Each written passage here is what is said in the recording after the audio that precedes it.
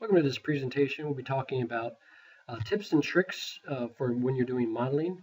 I'll look at both using these in SolidWorks, a little bit in ANSYS, but the emphasis will mainly be SolidWorks. You can do them, apply them to both.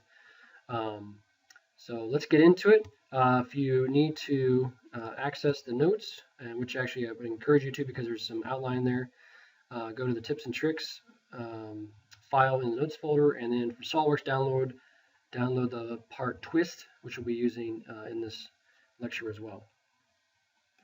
All right, and just to look at that tips and tricks really quick, this is what it looks like. So you can see that stuff I'll be talking about here first for the time-saving tips, a little bit of outline, things to highlight, mess verification, etc., etc. So you can come back to this notes really quickly as opposed to watching the video, or you can watch the video. I'll have it outlined as well below, and you can skip to the parts you're interested in.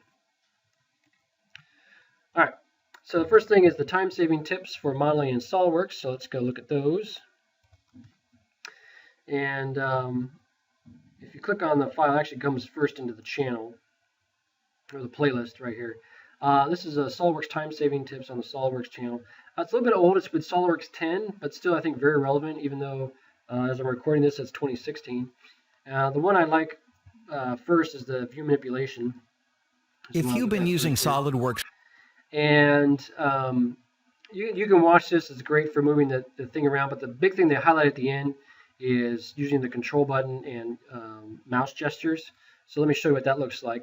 So I already have the twist part open, and the mouse gestures is you just hold down your right button, right click, and start moving in one of the directions, and you'll see this pop up.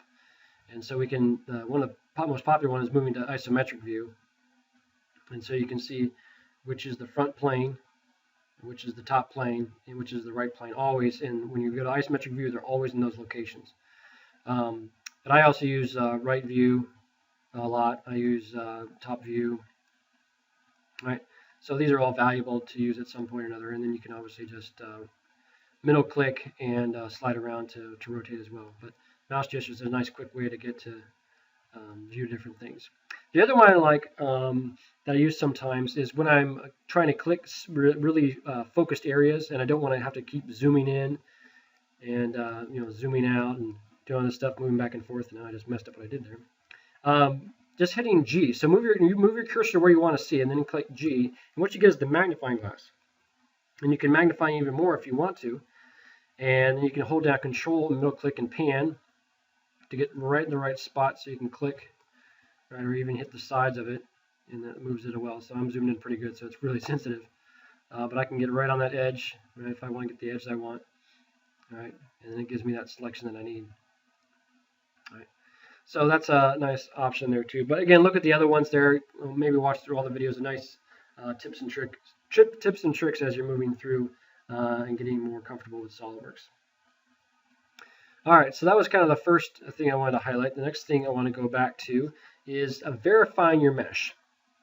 All right, what does this mean? What does it mean to verify your mesh? How do we know our mesh is legit? How do we know it's good enough? So that's what I have this part for. So if you open up your twist part, and I actually already have the study partially done for you.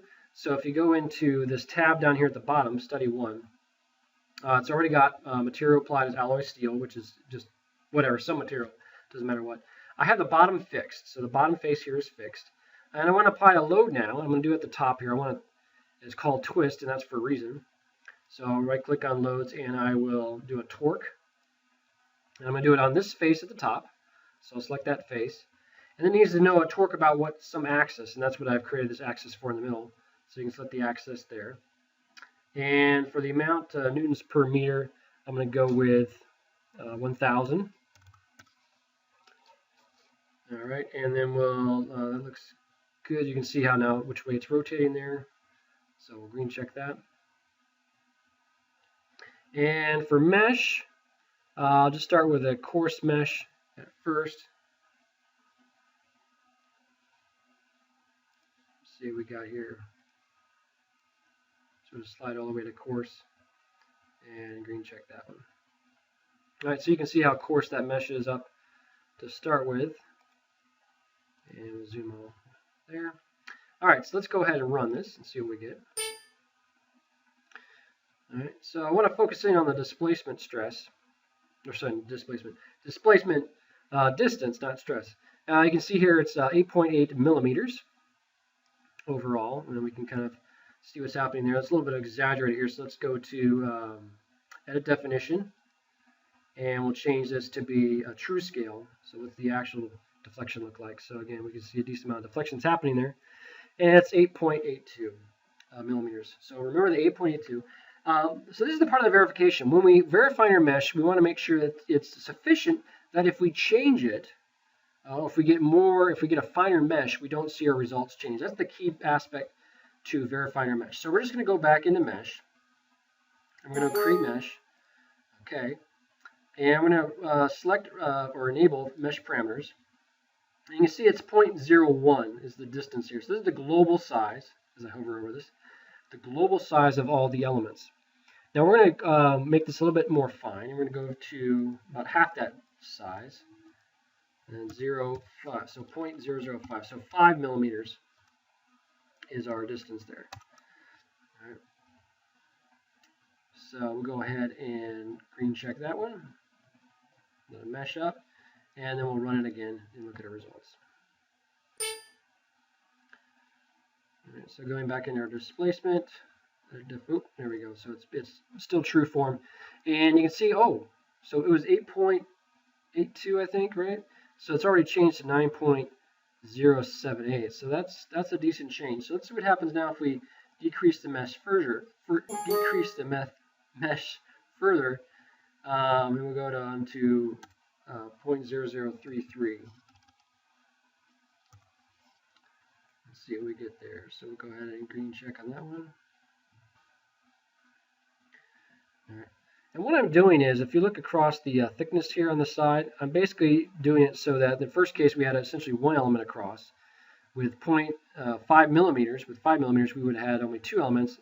Now 3.33 millimeters, we can get three elements across. And so that's what I'm attempting to do here. So I'm changing that value based on how many elements I can get across that space if I reduce it the appropriate amount. So let's see what we get now for our displacement. And we're 9.097. I think it was 8 when the last one. This one's now to 9. So this is, better. You see it's not changing nearly as much as it did from the really coarse mesh to the 0.005 meters. Now let's do this one more time, see what we get here. So we're going to go and create mesh. And we'll go from 0.0033 to 0.0025 meters.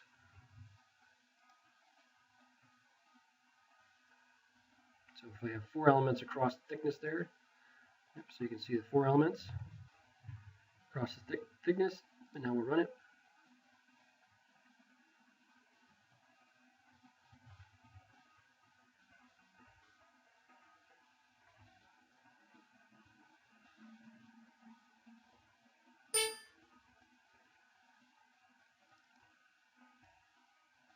And 9.074. So change a little bit again.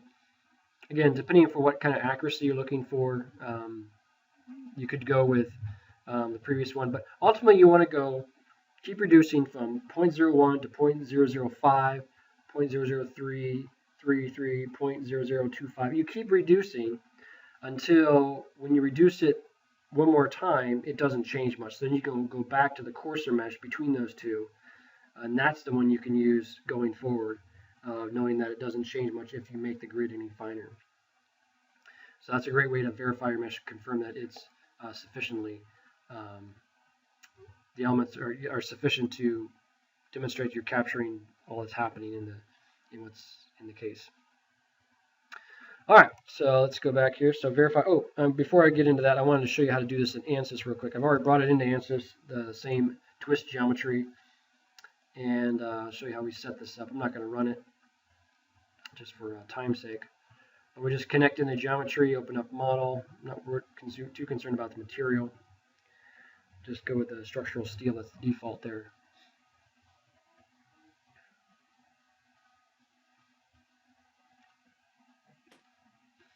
All right, so it's in geometry. Again, we'll just check it though. We got structural steel. So if we come in here to the mesh, we can just do the basic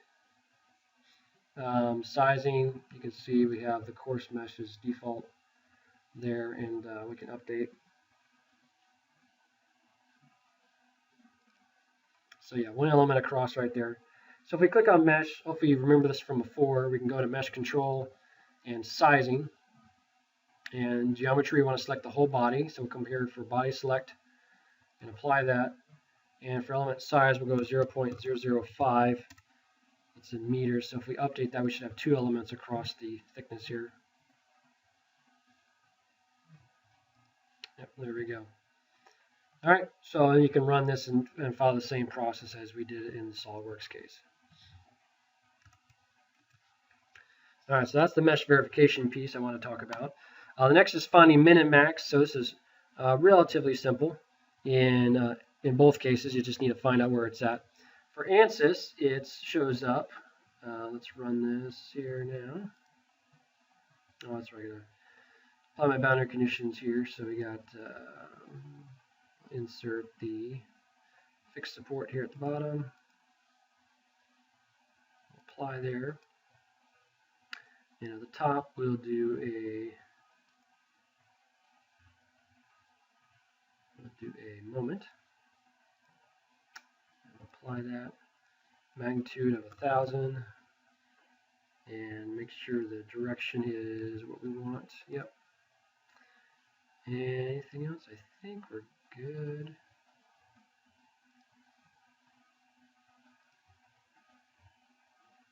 I need to say what plot.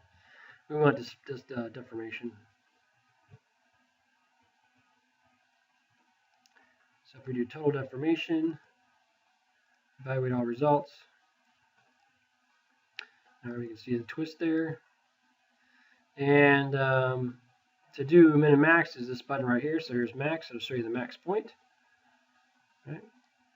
And the min will show you the min point down there. All right, so nice and easy how to do that. It actually shows over here what the values are for those as well. All right, so that's it in ANSYS. So for SolidWorks, min and max isn't quite as available as a nice little button like it is in ANSYS, but still relatively easy. So we just right click on our displacement, go into edit definition, and oops.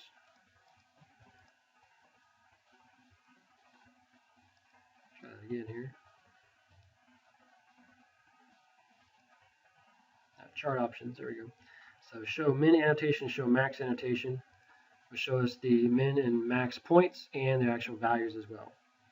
All right, so that's under, again, chart options. So I right click on displacement or stress or strain as well and go under chart options to access min and max.